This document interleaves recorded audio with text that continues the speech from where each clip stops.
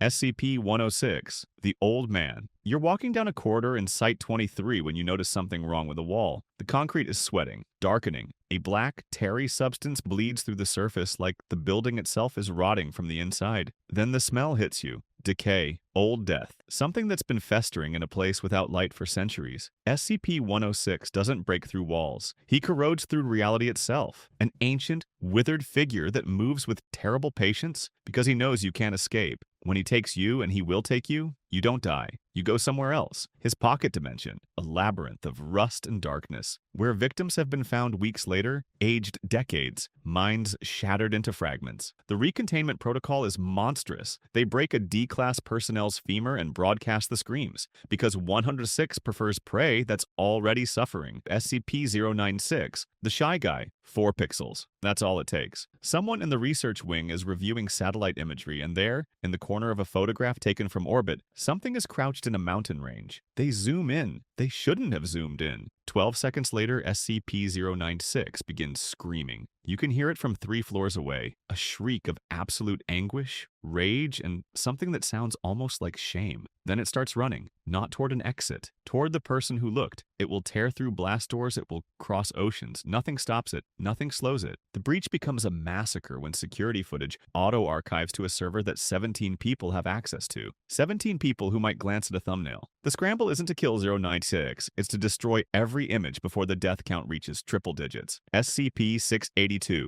the hard-to-destroy reptile. The acid bath is supposed to keep it docile. Dissolved down to a skeleton suspended in corrosive fluid, SCP-682 can't do much except hate. And it hates everything, every living thing, especially you. But acid containment requires maintenance. Pumps fail, concentrations fluctuate, and 682 adapts. It always adapts. When it breaches, the creature regenerates faster than response teams can damage it. Bullets make it grow armor. Fire makes it secrete flame-retardant mucus. They once tried destroying it with SCP-689. It killed the shadow creature and absorbed something from it. The Site-19 breach lasted 11 minutes. The casualty report runs 47 pages. They eventually lured it back into containment using a combination of overwhelming firepower and, reportedly, a nuclear device held in reserve. The file notes that termination remains a priority. The file has noted this for decades. 682 is still alive, still adapting, still waiting. SCP-049, the Plague Doctor. He speaks so gently. That's what makes it worse. SCP-049 doesn't see himself as a monster. He's a physician. He's trying to help. The pestilence is everywhere, invisible to everyone except him, and he must cure it. His cure is touch. One brush of those black-gloved fingers against your skin, and your heart stops. But you don't stay dead. Within moments, he begins his surgery. When you rise again, you're not you anymore. You're shambling, violent, empty. The breach occurs during a supervised interview. A researcher coughs, just a cough. 049's head tilts with sudden interest. He diagnoses the pestilence. 3 hours later, the medical wing is overrun with the cured. Former colleagues stumbling through hallways attacking anything living.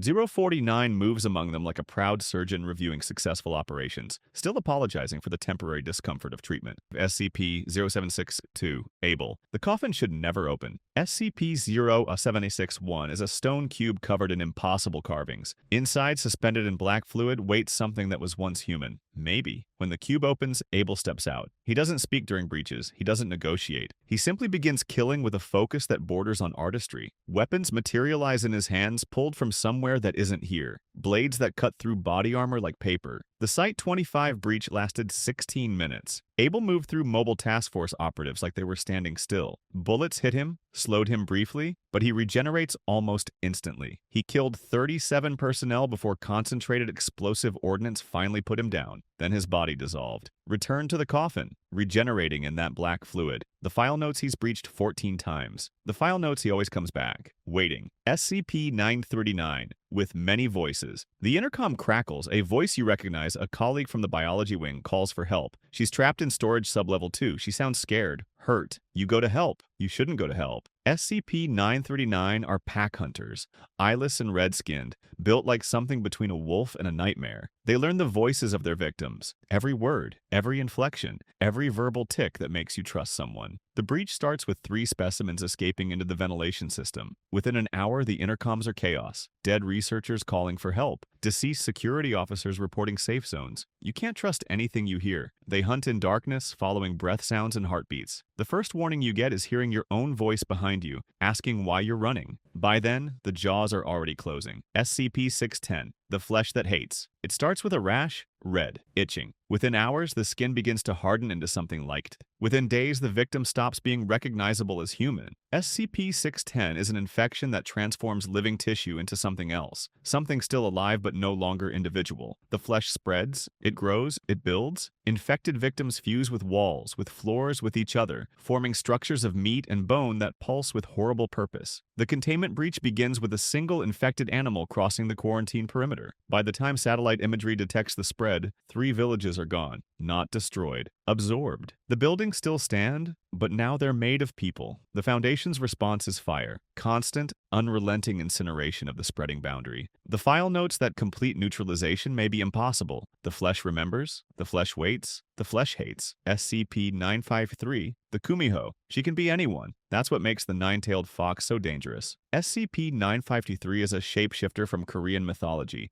beautiful in her true form, more beautiful in whatever form she chooses to wear. The breach happens without alarms. She simply walks out wearing the face of a senior researcher. Badges check out. Biometrics spoof perfectly. By the time anyone realizes the real researcher is dead, 953 is gone. The hunt that follows is paranoid nightmare. Anyone could be her, your supervisor, your friend, the agent standing next to you right now. She feeds on human livers, extracted while the victim is still alive. She's been doing this for centuries, and she finds the Foundation's attempts to contain her amusing. They recaptured her eventually. The report doesn't detail how many died wearing trusted faces. Some files are redacted for morale. SCP-1048, Builder Bear. It's a teddy bear. Soft, small. It makes friends by hugging people's legs. Researchers let it wander the facility because it seems harmless, because it brings them handmade gifts. Because how dangerous can something so cute possibly be? Then the screaming starts. SCP-1048 builds copies of itself from whatever materials it can gather. One construct is made entirely of human ears, severed from personnel across multiple sites. When it screams, the sound ruptures eardrums and causes ear-like growths